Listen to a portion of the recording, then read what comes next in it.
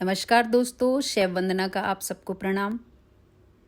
दोस्तों, आज मैं आपको एक दिलचस्प विश्लेषण के बारे में बताना चाहती हूँ।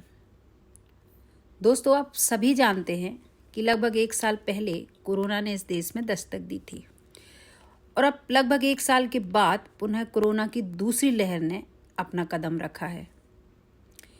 इन दोनों लहर में कुछ अंतर हैं और कुछ समानताएं हैं जो आप सभी ने महसूस की होंगी।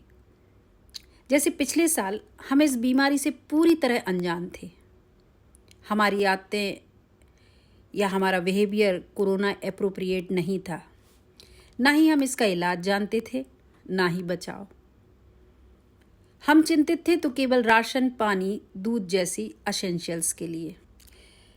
परंतु जब हमने इसके सामना करने की ठानी तो हमने न केवल मास्क पहनना और बनाना ही सीखा बल्कि बांटना भी सीखा। अड़ोस पड़ोस में कोई भूखा ना सोए, इस बात का पूरा ध्यान रखा। हाइड्रोक्लोरोक्विन को घर में खरीद कर नहीं रखा बल्कि देश विदेश तक के लोगों को दवाई पहुंचाकर उनकी मदद की। अब आप यदि ये सोचते हैं कि ये मदद तो सरकार ने की, तो नहीं, ये मदद हमने ही की। क्योंकि यदि देश के 135 करोड़ लोग घर में क्लोरोक्विन खरीद कर रख लेते तो सरकार ऐसा नहीं कर सकती थी। हमने सारे शासकीय निर्देशों का हृदय से पालन किया। फिर चाहे वो आरोग्य सेतु ऐप हो, ताली थाली बजाना हो, सोशल डिस्टेंसिंग हो या आयुष का काढ़ा हो। हमने वेंटिलेटर को खरीदने के बारे में नहीं सोचा बल्कि लॉकडाउन का पालन किया। और हमारे इसी अनुशासन ने शासकीय तंत्र को व्यवस्थाओं के लिए समय दिया और सरकार ने PPE kit, ventilator, quarantine centre, इन सब की उपलब्धता सुनिश्चित कर दी। और इस प्रकार हमने ये लड़ाई किसी सीमा तक जीत ली।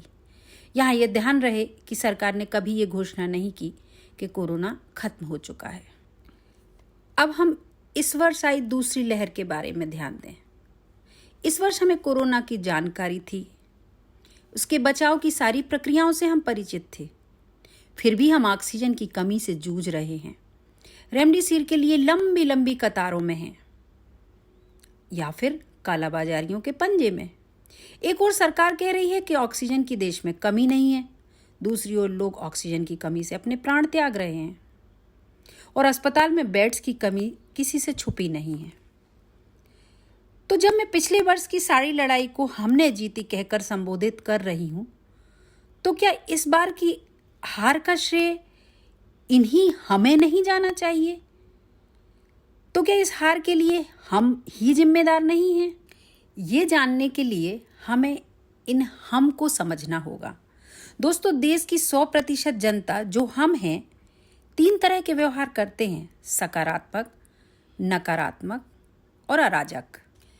सकारात्मक लोग पिछले वर्ष अपनी आदतों के अनुसार अपना और अपनों का ध्यान रख रहे थे, शासकीय निर्देशों का पालन कर रहे थे, उन पर विश्वास जता रहे थे और इस प्रकार वे इस युद्ध को विजय की ओर ले जाने में अग्रसर थे।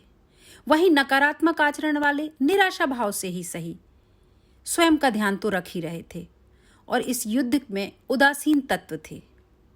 किंतु सबसे बुरी स्थिति अराजक व्यवहार वालों की थी, जिनका मूल स्वभाव ही सकारात्मक लोगों की राह में रोड़ा बनना होता है। वे केवल लॉकडाउन तोड़कर पुलिस के हाथों पिछवाड़ा सुझवाने के अतिरिक्त कुछ भी करने में समर्थ नहीं थे।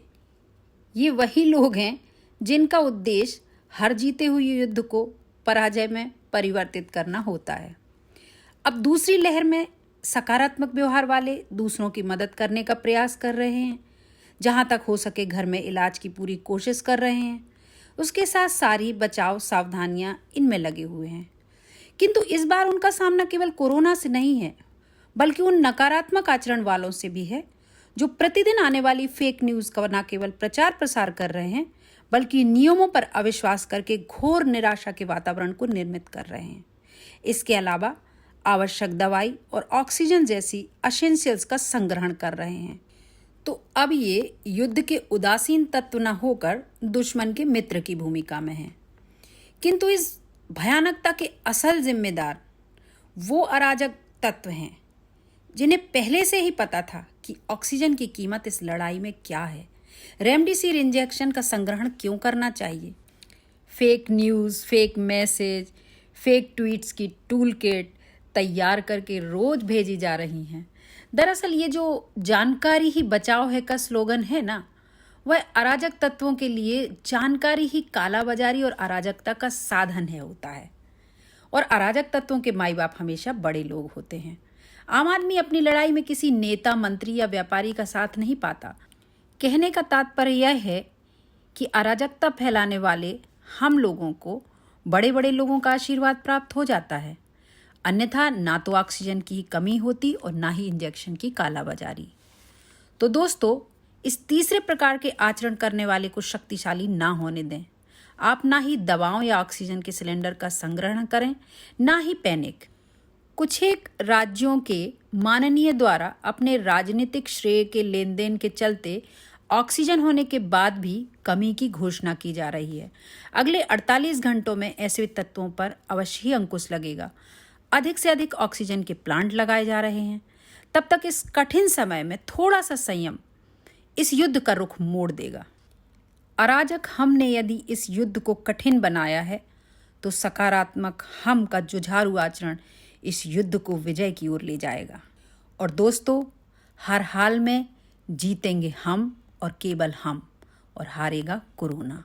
तो दोस्तों, चैनल को लाइक, शेयर, सब्सक्राइब करें, बेल आइकन दबाएं। इसी प्रार्थना के साथ स्वस्थ रहिए, सजग रहिए। आभार के साथ जय हिंद, वंदे मातरम।